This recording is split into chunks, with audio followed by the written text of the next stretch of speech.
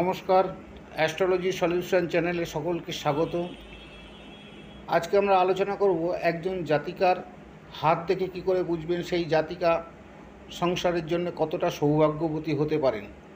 তার হাতের কিছু গঠন নিয়ে আলোচনা করব এবং তার হাতের কিছু রেখা নিয়ে আলোচনা করব।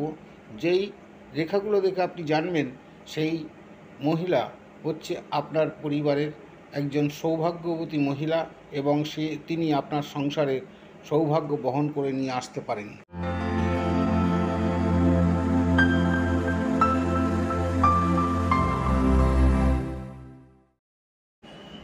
যে সকল জাতিকার হাতের তালু অর্থাৎ হাতের এই চেটো যদি এইরকম স্কোয়ার বা চতুষ্কোণ চিহ্ন থাকে এবং সেটি যদি পরিষ্কার থাকে, তবে বুঝবেন ওই জাতিকা হচ্ছে আপনার সংসারের জন্যে সৌভাগ্যবতী, পরিশ্রমী, তৎপর।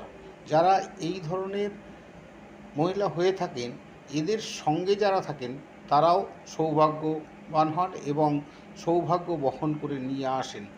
আরেকটি চিহ্ন হচ্ছে, যাতে শুধু সেইটি দেখলেই হবে না, এই যে আঙ্গুল, এই আঙ্গুলের মাঝের ফাঁক যত কম হবে তত দেখবেন সেই ব্যক্তি হবে সৌভাগ্যবতী এবং ব্যয়ী এবং সঞ্চয়ী। আরেকটি ক্ষেত্র লক্ষ্য করতে হবে, যেটি হচ্ছে বৃহস্পতির ক্ষেত্র। এই জায়গাটিকে আমরা বলি বৃহস্পতির ক্ষেত্র। এই বৃহস্পতির ক্ষেত্রটি যদি উঁচু হয়, লালচে হয় বা গোলাপি হয়, সেই মহিলা হবে অত্যন্ত উচ্চাকাঙ্ক্ষী, সম্মানবোধ ওনার মধ্যে থাকবে, বিদ্যা, জ্ঞান এবং ঈশ্বরের উপরে তার অগাধ ভক্তি থাকবে, চিন্তা চেতনা যথেষ্ট ভালো হবে এবং সন্ততির ভাগ্য অত্যন্ত ভালো হবে। তার কারণে সংসারে অনেক উন্নতি হয়ে থাকে। তার সঙ্গে আমাদের বিচার করতে হবে শনির ক্ষেত্র। এই জায়গাটি হচ্ছে শনির ক্ষেত্র। এই শনির ক্ষেত্রটি সম্পূর্ণ উঁচু না থাকলেও, সবার হাতে উঁচু থাকে না, তবে একবারে ডাউন হওয়াও চলবে না।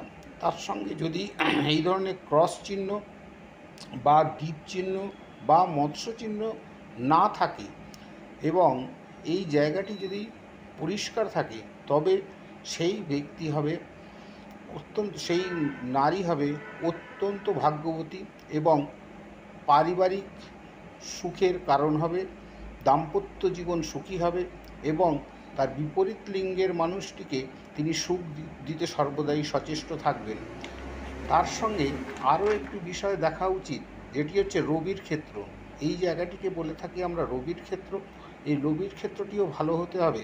এই রবির ক্ষেত্রে যদি একটি বা দুটি এই ধরনের রেখা থাকে, তবে অত্যন্ত শুভ বলে আমরা মনে করব এবং উনার আর্থিক, মানসিক এবং সামাজিক খ্যাতি লাভ করতে সক্ষম হবেন। এই ধরনের যদি মৎস্য চিহ্ন বা এই ধরনের স্কোয়ার বা যদি এইরকম ত্রিভুজ চিহ্ন থাকে, তবে তো ওই জাতিকা অত্যন্ত সৌভাগ্যশালী বলে বিবেচিত হবে। নমস্কার।